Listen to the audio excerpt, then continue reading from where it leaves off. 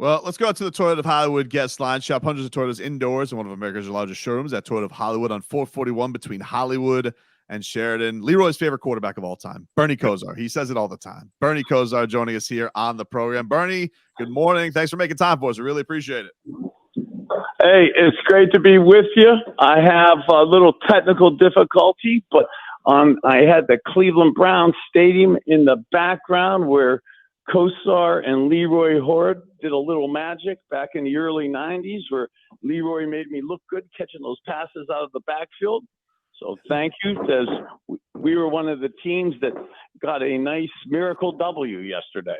Hey, Bern, we were just talking about this because the Dolphins lost like just a terrible game on Monday night where they didn't play their best.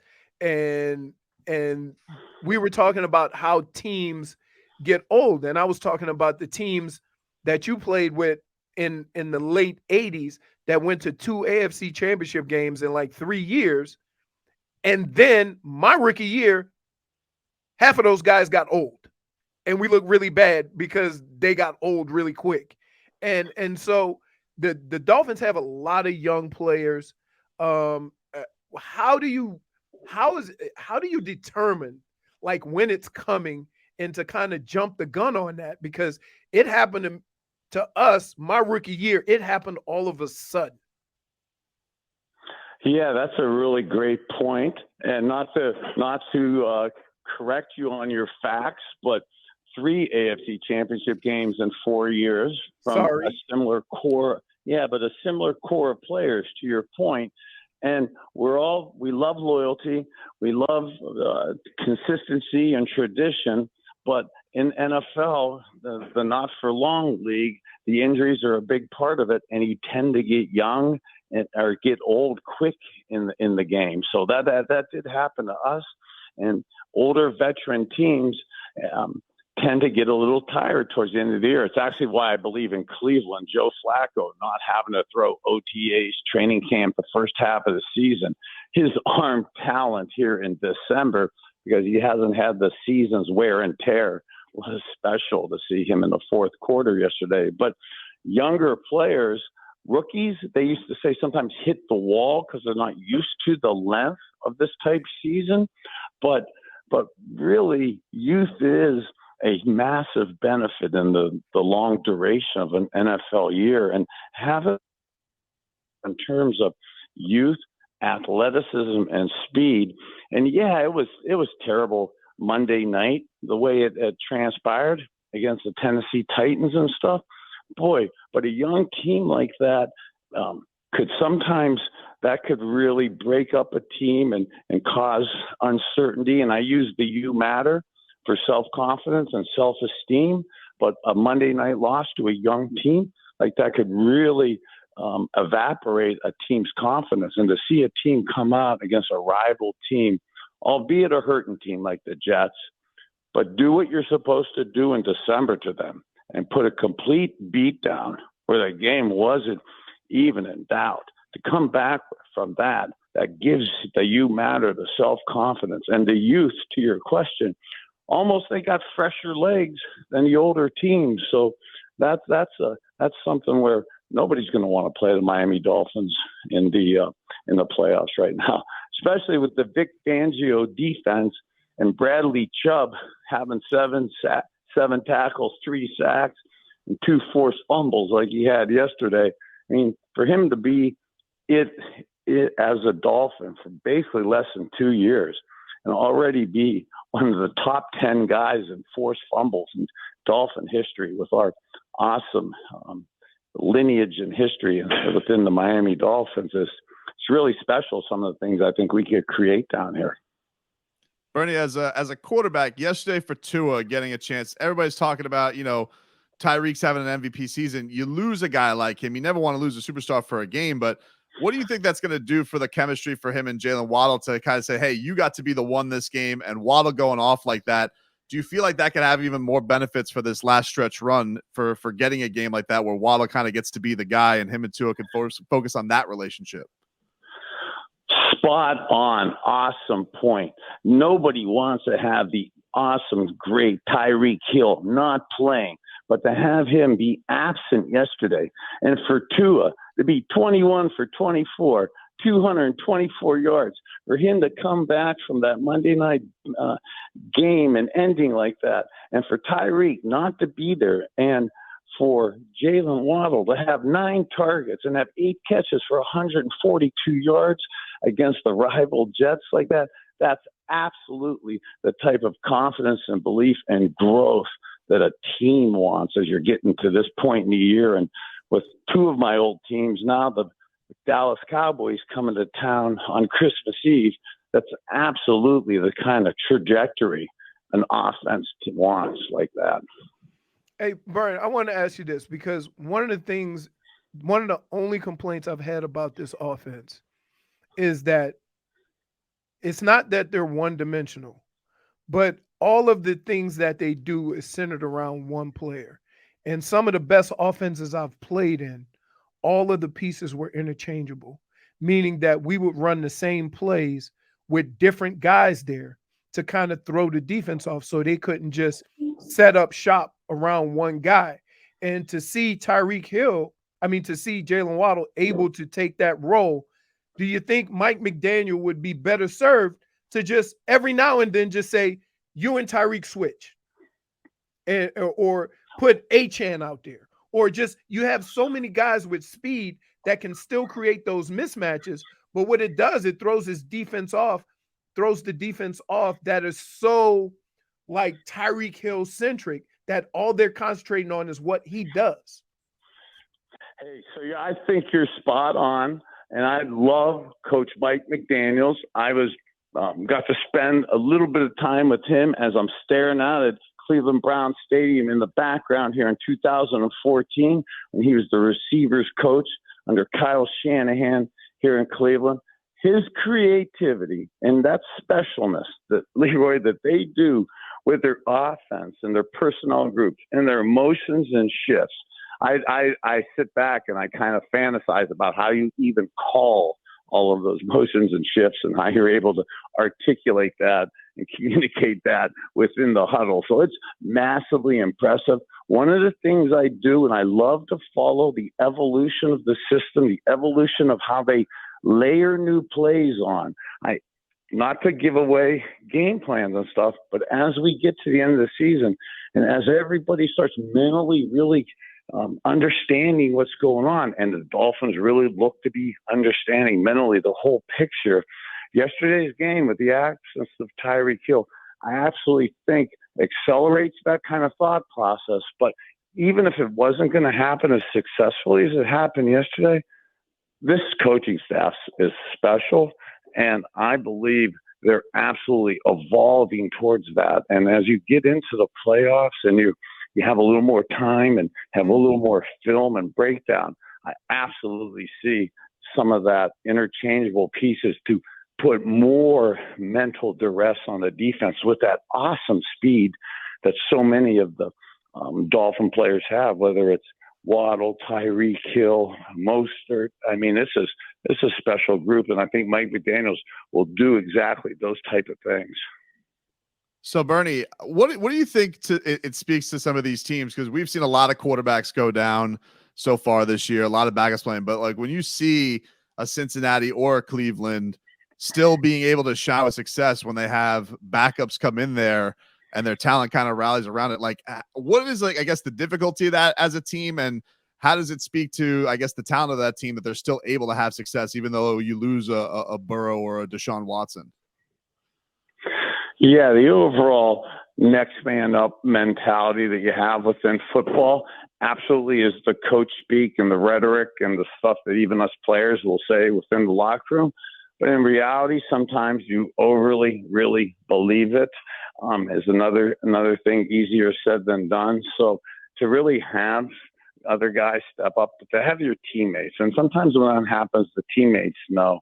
You got to rally together and everybody has to do more. You're really kind of seeing that when in the Cincinnati with the Bengals, and you're seeing that here with the Browns. To see us down by double digits in the fourth quarter yesterday, to have Joe Flacco not really have a good game and having basically 3 picks in the first 3 quarters. And then to come back like he did, or whether how Browning came back in Cincinnati after a bad first 3 quarters. That's to see backup quarterbacks coming back with their teams not quitting either. That's kind of special to see. And when you have success with that type stuff, I really think that manifests itself within the locker room of kind of us against the world during this kind of playoff push. And those are the type of teams that are dangerous to play in the playoffs. Switching it back to the Canes here for a second, Bernie. I think the last time we talked to you, TVD was going through a little bit of adversity. The Canes were going through a little bit of adversity. He ends up going to Wisconsin. Transfer portal is what it is right now. What do you think you would like to see for them, Bernie, for Mario Cristobal? Do you think like going into the transfer portal and getting one of these, credentialed quarterbacks with the experience is the way to go for Mario? Or do you think it's better to maybe go with a young guy, maybe Emery coming back from the injury? Like, what do you think is the best path for the Canes to go? Well, as you mentioned, University of Miami, and I'm looking at the Brown Stadium in the background for the Dolphins fans who saw the end of the Browns game yesterday. And if you're a Canes fan, the Browns almost lost on a Hail Mary / Hail Flutie pass that I still am scarred with psychologically from my past 1984. So, I'm cognitively impaired, but I still know about 39 years ago on Black Friday, the day after Thanksgiving. So that almost transpired again yesterday as I had a flashback to the end of the Browns-Bears game that made me think of the Boston College game and the Hail Mary of the University of Miami in 1984 from that. And that wasn't a attempt to avoid the question, but it was really disappointing to see what happened with Tyler this year. I'm a fan of his, and there's an inordinate amount of pressure on kids anyways, whether you're a player or not. And I could go on my soapbox about the pressures and that are anxieties and depression that are going on within a lot of us within society and stuff, but high school and college kids in particular, and football players, it's ratcheted up a level more, and the quarterbacks at the University of Miami, it's ratcheted up even that much more. But that being said, with the NILs and the finances of it, is really tough for which way do you go now. I love how Emery stepped in and played. God, it was tough to see that type of injury, and partly with a guy like myself who's had all these injuries, I'm really fixated on Emery and trying to, one, as a person, help him just get healthy so that he doesn't have to do all the pain medications and anti-inflammations and some of the tragic things that kind of sent me down a physical, challenging perspective from the physical therapy side of it that he's going to have to do to get back. And those type injuries, who knows how quick you can come back. So do you go with the younger guy or do you go in the transfer portal? That's up to the coaches and stuff. But I know a lot of people don't like the NILs and they don't like the transfer portal, but it really is an opportunity to get a veteran, experienced quarterback who's playing. And whether we like the finances of it or not, you really are capable to find a veteran, cool quarterback who is successful right now. So I think you absolutely have to explore both possibilities of that. But to compete on a next year basis, look at last year, if we'd have been having this conversation, it was everybody wanted Archie Manning.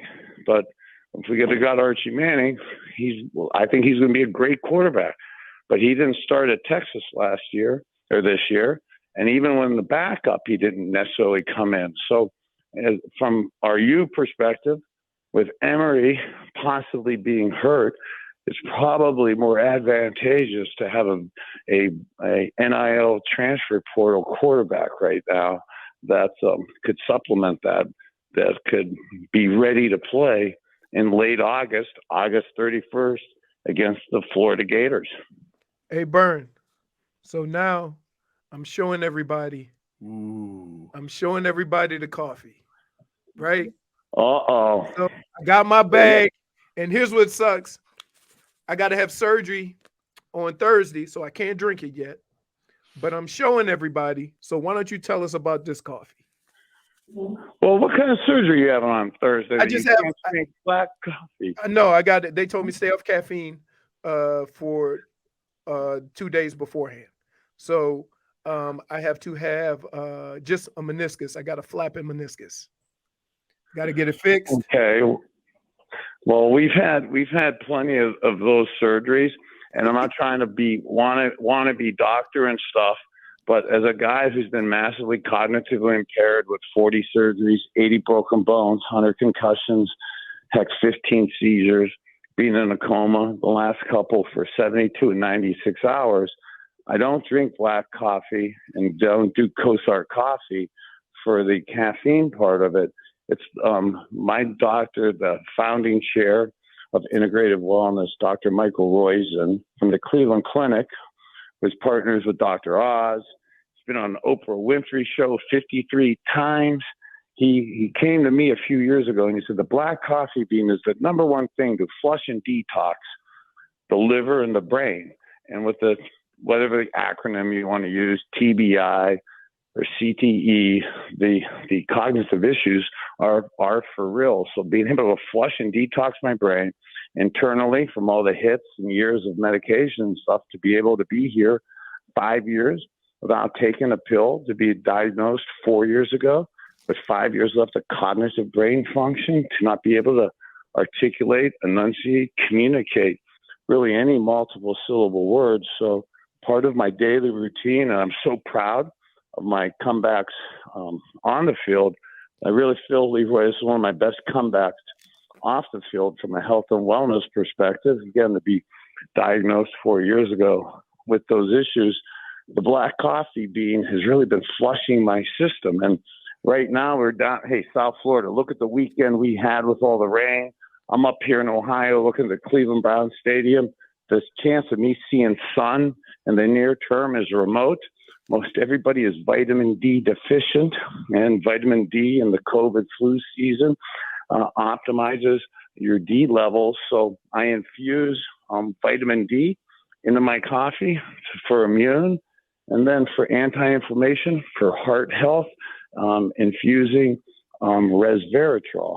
So I have a patent to infuse cool supplements that are able to help me detox my body and reduce the inflammation, and put vitamin D in me to continue my wellness journey. That's how I start every day, my man, to be able to be cognitively present. Do you do it like a specific way, Bernie, or is it just in the beans? Well, it's the bean, and then I have a patent I'm the only guy to be able to infuse the resveratrol and the vitamin D actually into the bean and then ground it so that you get the supplements. And I'm a big believer in modified intermittent fasting. So this in the morning, to be able to implement the modified intermittent fasting with my Kosar coffee is the way I've started my day now for the last few years, to really cognitively have these improvements and physically be able to be able to handle my daily life, which Leroy could tell you 5-6 years ago, quite a few of my friends were, having interventions, and the inability to concisely and articulately even do shows like this and or live a life as so many ex-players are dealing with. So many military guys are being treated like the way us NFL guys are. Heck, Leroy. Yes, sir. I'm gonna be in Chagrin, Ohio today. It's Chagrin High School at later on this afternoon.